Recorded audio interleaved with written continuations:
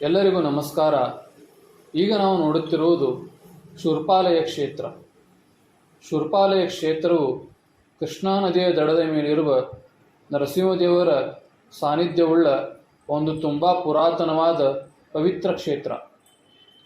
ಇಲ್ಲಿ ನರಸಿಂಹದೇವರ ಸಾನ್ನಿಧ್ಯವು ತುಂಬ ಮಹತ್ತರವಾಗಿದ್ದು ನಿತ್ಯ ಭಕ್ತಾದಿಗಳು ಆಗಮಿಸಿ ದರ್ಶನವನ್ನು ಪಡೆಯುತ್ತಾರೆ. ಆದರೆ ಎಷ್ಟೋ ಭಕ್ತಾದಿಗಳಿಗೆ ಇಲ್ಲಿ ನರಸಿಂಹದೇವರ ಹೊರತಾಗಿಯೂ 3 ಶಿವನ ಗುಡಿಗಳು ಇವೆ ಎಂದು ಗೊತ್ತಿಲ್ಲ. ಒಂದು ಶಿವನ ಗುಡಿ ಎಲ್ಲರಿಗೂ ಗೊತ್ತು, ಅದು ಗುಡಿಯ ಆವರಣದೊಳಗೆ ಇರುವ ನರಸಿಂಹದೇವರ ಬಲಭಾಗದಲ್ಲಿರುವ ಒಂದು ಶಿವನ ಲಿಂಗ. ಆದರೆ ಇನ್ನೊಂದು ಶಿವನ ಗುಡಿಯು ಗುಡಿಯ ಆವರಣದ ಹೊರಗೆ, ಅಂದರೆ ಗುಡಿಯಿಂದ ಒಂದು 200 ಮೀಟರ್ ನದಿಯ ಕಡೆಗೆ ಹೋದರೆ ನದಿಯ ನಡುವೆಯೇ ಒಂದು ಸಣ್ಣದಾದ ಗುಡಿ ಇದೆ. ಆ ಗುಡಿಯು ಉಳಿದ ಕಾಲದಲ್ಲಿ ಯಾವಾಗ ನೀರಿದ್ದಾಗ ನೀರಿನಲ್ಲಿ ಮುಳುಗಿ ಹೋಗಿರುತ್ತದೆ.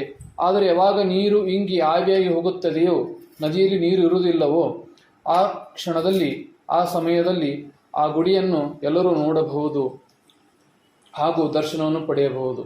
ಆ ಗುಡಿಯ ಹೆಸರೇ ಕೋಟೇಶ್ವರ.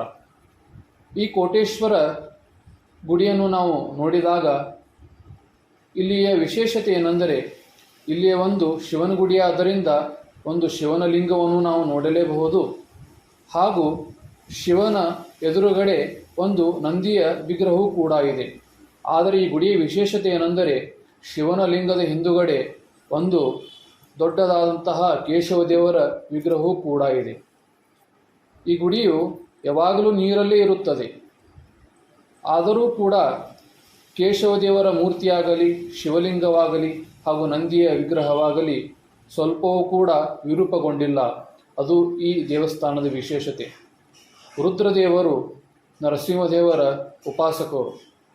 ಹಾಗಾಗಿ ಶಿವನು ರುದ್ರದೇವರು ನರಸಿಂಹದೇವರ ಒಂದು ಉಪಾಸಕರಾಗಿ ಈ ಸಾನ್ನಿಧ್ಯದಲ್ಲಿ ಇರುವುದು ತುಂಬ ವಿಶೇಷತೆ. ಶ್ರೀ ಗುರು ಕಾಕಂಡಿಕೆ ಮಹಿಪತಿದಾಸರ ಮಕ್ಕಳಾದಂತಹ ಶ್ರೀಕೃಷ್ಣದಾಸರು ಹೀಗೆ 300 ವರ್ಷಗಳ ಹಿಂದೆ ಈ ಶೂರ್ಪಾಲಯ ಕ್ಷೇತ್ರಕ್ಕೆ ಆಗಮಿಸಿದ್ದರು.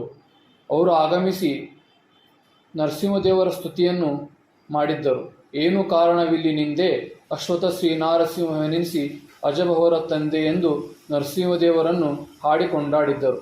ಅಷ್ಟೇ ಅಲ್ಲದೆ ಅವರು ಈ ಕೋಟೇಶ್ವರ ದೇವಸ್ಥಾನಕ್ಕೂ ಆಗಮಿಸಿ ಶ್ರೀ ಕೋಟೇಶ್ವರನಾದಂತಹ ಶಿವನ ಪ್ರಾರ್ಥನೆಯನ್ನೂ ಕೂಡ ಮಾಡಿದ್ದರು. ಇಂದು ಕಂಡೆ ನಾನು ಶಂಕರನ ನಿಂದಿಹ ಕೋಟೇಶ್ವರನ ಎಂದು ಶಿವನನ್ನು ಕೂಡ ಕೋಟೇಶ್ವರನನ್ನು ಕೂಡ ಹಾಡಿ ಸ್ತುತಿಸಿದ್ದಾರೆ. ಅವರು ಇಲ್ಲಿ ತಮ್ಮ ಹಾಡಿನಲ್ಲಿ ಹೇಳುತ್ತಾರೆ, ಕೃಷ್ಣವೇಣಿಯ ಮಧ್ಯ ಜಲದೊಳಗೆ ವಿಷ್ಣು ಸಹಿತ ನಲುವನೀಗ. ಅಂದರೆ ಕೃಷ್ಣವೇಣಿ ಅಂದರೆ ಕೃಷ್ಣಾ ನದಿಯ ಮಧ್ಯದೊಳಗೆ ಈ ಕೋಟೇಶ್ವರನು ನಿಂತು ವಿಷ್ಣು ಸಹಿತ ಅಂದರೆ ಕೇಶವ ದೇವರ ಒಡನೆ ನಿಂತು ನಲುವನೀಗ ಅಂದರೆ ಅವರ ಸ್ತುತಿಯನ್ನು ಮಾಡಿ ಕೊಂಡಾಡುತ್ತಾರೆ ಎಂದು ಹೇಳಲು ಕೃಷ್ಣದಾಸ ಹೊರಟಿದ್ದಾರೆ. ವರಶೂರ್ಪಾಲಯದಿ ತಾ ಮೆರೆವ ಗುರುಮಹಿಪತಿ ಸುತ ಜೀವ ಎಂದು ಕೂಡ ಅವರು ತಮ್ಮ ಕೊನೆಯ ನುಡಿಯಲ್ಲಿ ಹೇಳಿ ಶ್ರೀ ರುದ್ರದೇವರನ್ನು ಪ್ರಾರ್ಥನೆ ಮಾಡುತ್ತಾರೆ, ಸ್ತುತಿಸುತ್ತಾರೆ. ಹಾಗಾಗಿ ಈ ಹಾಡನ್ನು ಕೂಡ ಈಗ ನಾವು ನೋಡೋಣ. ಇಂದು ಕಂಡೆ ನಾನು ಶಂಕರನ ಇಂದಿಹ ಕೋಟೇಶ್ವರನ.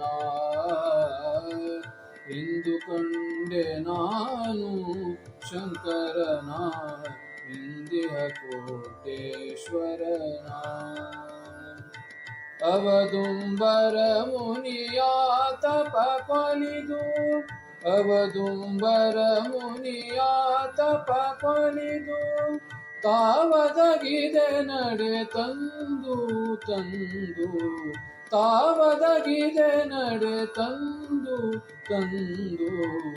ಇಂದು ಕಂಡೆ ನಾನು ಶಂಕರನ ಇಂದಿಹ ಕೋಟೇಶ್ವರನ. ಇಂದು ಕಂಡೆ ನಾನು ಶಂಕರನ ಇಂದಿಹ ಕೋಟೇಶ್ವರನ. ಕೃಷ್ಣವೇಣಿಯ ಮಧ್ಯ ಜಲದೊಳಗೆ, ಕೃಷ್ಣವೇಣಿಯ ಮಧ್ಯ ಜಲದೊಳಗೆ ವಿಷ್ಣು ಸಹಿತನಲುವನೀಗ